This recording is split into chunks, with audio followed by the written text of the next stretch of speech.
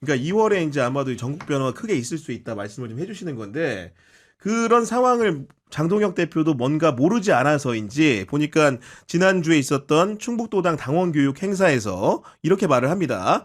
계엄과 탄핵이 가져온 결과에 대해 국민의힘 대표로서 무거운 책임감을 느끼고 있다. 이제는 그 바탕 위에서 변화를 시작하려고 한다고 했는데 정말 변화를 할 거라고 보십니까? 아니라고 보십니까? 아니 이분은 뭐 저기 계엄 해제할 때도 갔던 분인데 사실은 또 이쪽에 갔다가 또 이쪽으로 갔다가 다시 또 일로 가는 거잖아요. 그러니까 한 번만 가도 사람들이 이게 뭐야 할 텐데 갔다가 또 가면은 왔다리 갔다리로. 그렇죠. 예. 안 믿어요. 우리가 뭐 저 늑대에도 한 번 얘기해야지 두 번, 세 번 얘기하면 안 믿는 것처럼. 그래서 제가 보기에 뭐 양치기 소년이 될 가능성이 많아 보여요. 그리고 장동혁 대표는 이미 루비콘강을 건넜어요. 선을 이미? 넘었어. 그렇기 때문에 아무리 반성해도 음. 국민이 믿겠어요? 아 그래도 우리 대 이명박 대통령이 국민의힘 의원들과 식사하면서 당대표 중심으로 하나가 돼야 된다 이런 말씀까지 하셨는데요. 그게 이명박이 했으니까 국민들이 푸하고 웃죠. 형제간에 싸우다가도 강도 들어오면은 뭉쳐서 강도를 몰아내야 된다. 강도가 누구예요? 자기 아니에요. 윤석열 아니에요, 윤석열? 말씀을 할 사람이 해야 메아리가 있는 거지. 그건 네. 아니에요.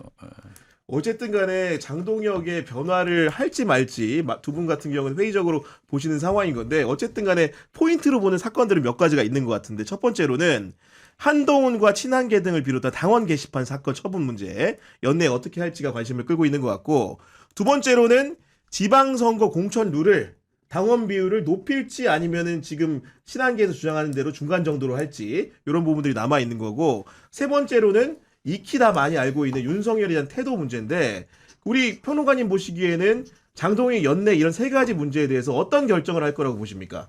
지금까지 스탠스만 놓고 보면은 당원 게시판 문제하고 뭐 친한계 징계 논란이라든가 지방선거 공천 룰과 관련해서는 저 포인트가 분명한 것 같거든요. 한동훈은 절대로 못 드린다. 이게 분명하지 않습니까? 지금 장동혁 대표 체제에서는. 그래서 이 부분에 있어서는 결코 뭐 양보를 할 것 같지는 않고요. 윤석열에 대한 태도 변화를 통해 가지고 뭔가 외연을 좀 확장하려는 그런 이미지를 좀 구축하려고 하는 것 같은데 그거는 제가 봤을 때는 크게 속으려고는 없는 것 같습니다. 소굴이 없다 이미. 예. 없어요. 그리고 나경원 의원이 지금 서울시장을 그렇죠. 오세훈 몰아내고 생각하는데 나경원도 그랬더라고요. 장동혁 투 아니에요? 당원 비율을 70%로 올리자. 이게 뭐예요? 자기들끼리 하겠다는 거. 윤어게인끼리 해서 공천 받으면 뭐예요? 자, 서울시장 선거 여론조사 보니까 나오는 게 나오는 게 오세훈한테는 정원호 성동구청장, 박주민 의원, 전현 의원 다 이기더라고요. 나경원이 이제 세칸으로 이렇게 대결을 시켜보니까는 우리 민주당 후보들이 거의가 다 이겨요. 그렇기 때문에 의미가 없어요. 70% 해서 되겠어요? 더 높여요? 그런 상황으로 말씀해 주신 건데 그 당원 게시판 문제 지금 사실은 장동혁 대표가 여론으로는 사실 문매를 맡고 있는 상황으로 보이는데 이번 기회 연내에 한동훈과 관련된 문제들을 정리를 세게 할 거라고 보십니까? 못 할 거라고 보십니까? 저는 쉽지 않을 것 같아요. 왜냐하면 지금 김종혁 최고도 물론 뭐 하긴 했는데 이게 사실은 김종혁 전 최고위원하고 좀 다르잖아요. 자기 경쟁자거든요. 한마디로 얘기하면 그렇죠. 차기 네. 뭐 당권이나 대권의 후보의 경쟁자이기 때문에 경쟁자를 쳐내는 구도라서 본인이 또 그 밑에서 비서실장도 하고 사무총장도 하고 수석 최고위원도 하고 그러니까 윤석열 한동훈 관계나 한동훈 장동혁 관계가 관계가 비슷해요. 황태자잖아요. 그러니까 한동훈 보고 막 비난하는 게 이제 배신했다 그러는데 본인도 사실은 그거에 있구나. 그게 있기 때문에 네. 본인이 만약에 세게 하면 아마 비슷한 거에 걸릴 수 있어서 아마 괴롭혀서 이제 뭐 나가게든지 아니면 뭐 그 세력을 좀 줄이려고 하지 징계해서 쳐내기는 만만치 않은 아니 것 그런 상황적 맥락을 한동훈이 좀 보고 있어서인지 모르겠는데 어제 고향 킨텍스에서 이제 토크 콘서트 했다는 거잖아요. 그 자리에서 뭐라고 말을 했냐면은 당내 민주당이 아니라 민주당과 싸우는 저와 싸워서 정치적 탈출구를 만들고 싶어하는 사람이 있다. 이렇게 말을 했더라고요, 의원님. 그 한동훈 얘기할 필요 없어요. 문제는 동감. 아니 진짜 왜냐면은 TK 그러니까 대구가 12명, 경북이 13명, 여기는 다 다선 의원들이에요. 이 훈구 대신들이 주호영 대구시장, 송원석 경북지사를 나가려고 하거든요. 그런데 장동혁 계통에서는 대구시장은 이진숙 방통위 그리고 경북지사는 김재원 최고위원을 하려고 하는데 그게 되겠어요 게임이? 그래서 이 TK 훈구 대신들은 장동혁도 아니고 한동훈도 아니다. 그래서 이걸 몰아내고 비대위를 구성하려고 하는데 신동욱 의원 지금 수석 최고위원 그렇죠. 좀, 거기가 상주예요 고향이. 상주. 네. 그래서 지난번에 상주로 나가려고 했는데 서초로 공천 주었거든요. 그런데 국민의힘은 서초 강남은 한 번밖에 안 주잖아요. 그렇죠. 그러니까 다시 돌아가려고 하는 거예요. 아, 상주로. 그렇구나. 네. 그래서 거기가 비대위원장을 시키려고 훈구 대신들은 노력한다. 이런 소리가 또 야, 들리더라고요. 이거 놀라운 말씀이신데 그거 쉽게 말하면은 장동혁 한동훈 싸우는 판만 우리가 보고 있는데 밑에서 국민의힘을 이끌고 있는 분들 같은 경우에는 둘 다 아니다. 새로운 사람을 세우자 이런 식의 아이디어를 그렇죠. 하고 있다는 거 예. 아닙니까 지금? 그 대상이 신동욱 수석 최고위원이고 상주 출신이니까. 또 야. 신동욱 의원도 서초에서 다음에 공천 못 받았잖아요. 못 받잖아요. 그렇기 때문에 고향으로 돌아가려고 하는 거죠. 의원님의 관측에 대해서 어떻게 보십니까? 일 있다고 봐요.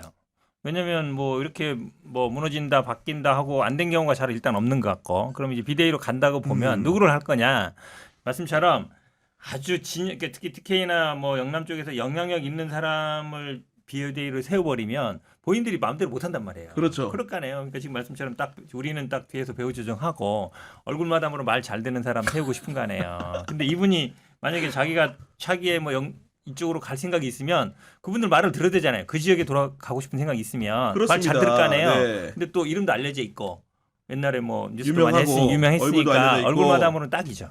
그러니까 내세울만 하죠. 아... 왜냐면 다른 분들이 얘기했으면 제가 그 말을 쉬이 안 믿었을 것 같은데 국정원장 정말, 예, 국정원장 출신 국정원장의 네, 정치 동학을 대한민국에 가장 잘 이해하시는 분이 이런 말씀하시니까 네. 국정원장이라서 그런 게 아니고 국정원은 국내 정보 안 합니다. 안 한 지 좀 네. 됐죠. 좀 아니 보니까. 저도 네. 먹고 살려고 열심히 취재를 해요. 그러니까 거기 아주 유력한 언론사 정치부장이 그런 얘기를 하더라고요. 아, 그래요? 그런 움직임이 있다. 그쪽에 밝은.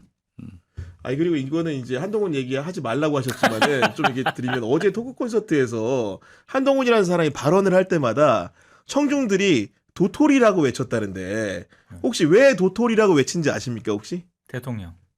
어떻게 하셨어요? 예. 저도 처음에 몰랐는데 왜 도토리라고 하는 거야라고 제가 물어봤거든요. 그걸 이제 대통령 이렇게 못하니까 초성을 따가지고 초성을 따가지고 발언할 도토리라고 때마다 한다고. 팬클럽들은 도토리 한대 도토리 네. 구호를 뭐 그런다고 하던데 우리 도토리 같이 조그맣게 가지고 올라나갈 거야. 그래서 뭐 키높이도 맞는 거예요? 맞아요? 아니 내가 키높이 구두라는 썰이 있어가지고. 한동훈 비대위원장이 국회로 가지 않는다고 할 때 제가 덜 익은 감이다, 땡감이다, 낙과할 것이다, 딱 낙과하잖아요. 그래. 도토리 잘 지었네. 그리고 저는 개인적으로 저 언론들한테도 한 말씀 하고 싶은 것 중에 하나가 한동훈이 자꾸 윤석열하고 자기가 뭐 대항을 했다, 내란을 막았다 이렇게 하지 않습니까? 근데 한동훈 전 대표한테 반드시 언론들이 질문해야 되는 게 크게 두 가지가 있어요. 네, 꼭 말씀해 주시죠. 네. 하나는 작년 12월 4일에 당정대 회의가 열립니다. 한덕수 총리 주재로. 그때 이미 보도가 됐긴 했습니다만 그때 어떤 논의 방향으로 이게 회의가 진행이 됐느냐. 군, 경찰, 김용현에게 책임을 넘기고 윤석열에게는 차단한다. 이런 식으로 논의가 됐다라고 하거든요. 그러니까 그때 나경원 의원하고 한동훈이 당의 대표로 들어갑니다. 네. 국힘에서 4명이 들어갔거든요. 그러면 이게 12월 3일, 4일 내란 발생했지 않습니까? 12월 4일 오후 2시에 그 회의가 열렸어요. 한동훈 대표가 갔어요. 그때 그런 논의에서 한동훈 대표가 어떤 입장을 밝혔는지가 일단 정확하게 설명을 물어봐야 해야 돼요. 된다 국민한테. 그걸 기자들이 안 물어보더라고요. 그 한동훈 대표 입장 밝혀야 되는 거고요. 네. 그리고 며칠 뒤에 한덕수 총리랑 공동 기자회견 하잖아요. 공동 정보 어쩌고저쩌고 하지 않습니까? 도대체 무슨 어떤 논의 과정을 거쳐서 그런 얘기가 나왔는지를 한동훈 대표가 정확하게 밝혀야 돼요. 왜 얘기하지 말자는 거냐 하면은 한동훈 전 대표는 국민 간도 보고 윤석열 간도 보고 간동훈이에요. 그러니까 안 된다니까요. 저도 정치를 오래 했지만은 양다리 걸쳐가지고 성공하는 사람 없어요. 확실하게 자기 입장을 정리해야 돼요. 저는 지금도 그래도 국민의힘에서 기대할 만한 정치 지도자는 한동훈을 꼽아요. 안철수, 유승민, 조경태 이런 분들이 나와서 진짜 윤어게인 이 사람들하고 매별하고 건전한 보수를 지향한다고 하면은 희망이 있어요. 그런데 아직도 간만 보잖아요. 말도 못하고 안 돼요. 그러니까요. 그렇기 때문에 네. 덜 익은 땡감으로 낙고한다. 음. 이렇게 보면 맞아요. 알겠습니다.